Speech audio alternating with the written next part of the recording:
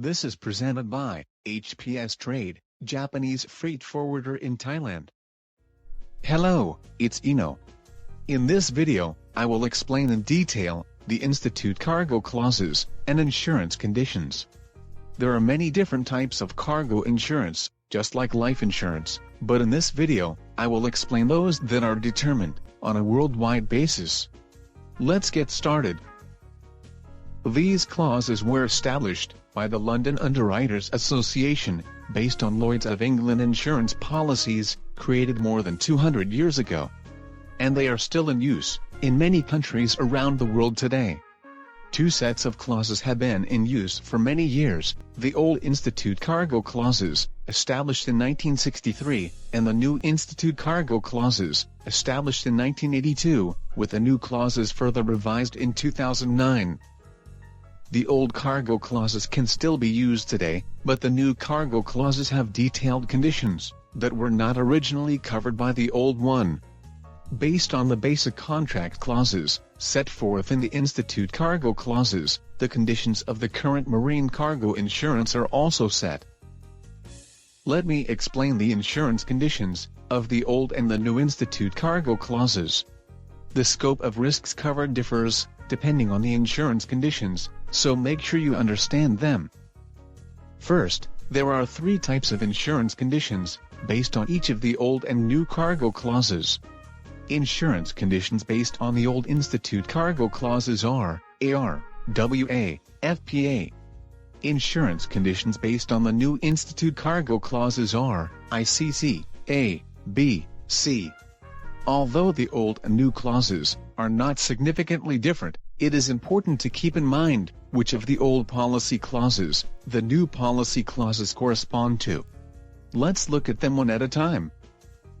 Insurance condition ICC, A, in the new cargo clauses corresponds to AR, all risks in the old one.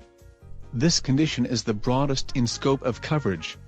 It covers not only marine perils, but also all risks during transportation, including accidents during loading and unloading. It is widely used for home appliances, machinery, and other products. However, it is important to understand that there is also a deductible in that the insurance does not fully cover all problems. Next, ICC, B, in the new cargo clauses, is WA, with average, in the old one. This is a condition that covers total loss to the cargo due to overturn, etc., and damage to a portion of the cargo, partial loss. For example, it covers water damage to some cargoes, due to storm surge, tsunami and so on. It is used for bulk cargoes, such as wheat, beans, feed, etc.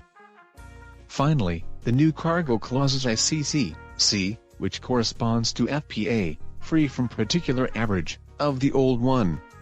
This condition is the narrowest collateral scope condition.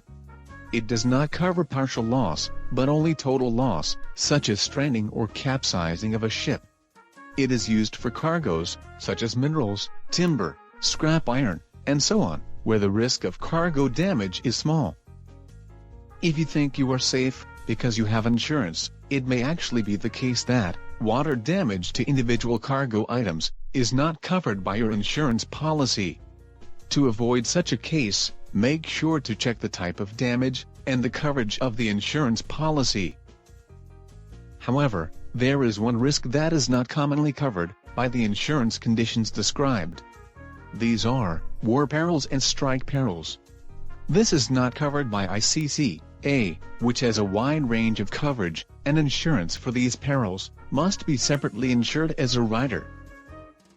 The rider, war insurance, covers damage caused by unpredictable military action or explosives during transportation.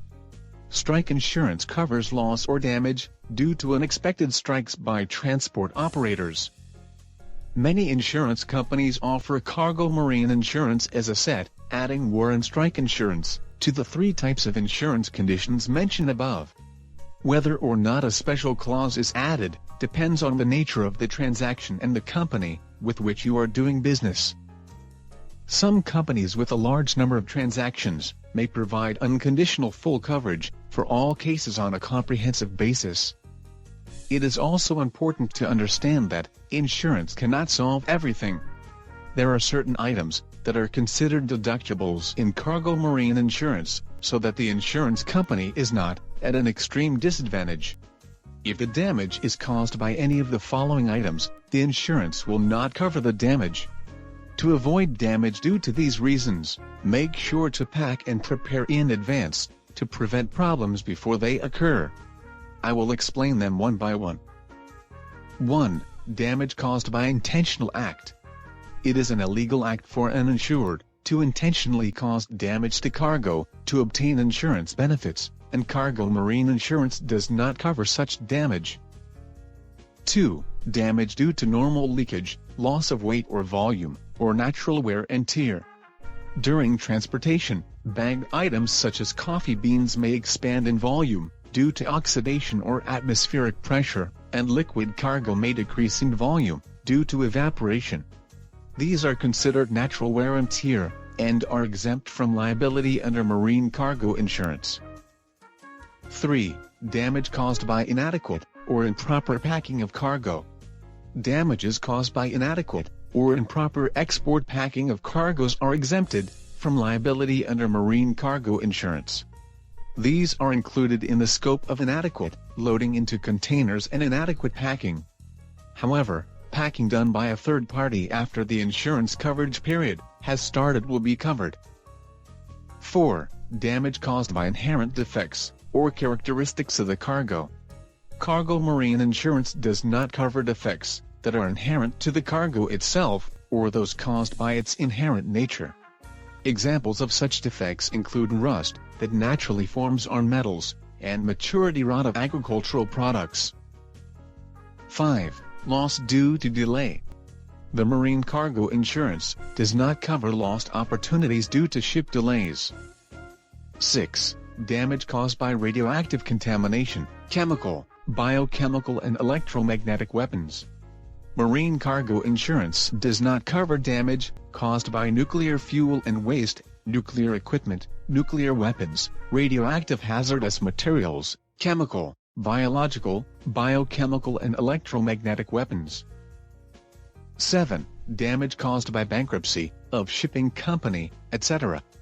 Damage caused by the insolvency or default of a shipping company, which is covered by the insurance exemption only when the cargo is shipped with prior knowledge of the insolvency of the shipping company. The key to cargo marine insurance is to select insurance conditions that match the nature of each cargo after confirming the scope of coverage and deductibles.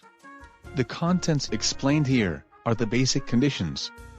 Detailed conditions vary from insurance company to insurance company, so I recommend that you check each time.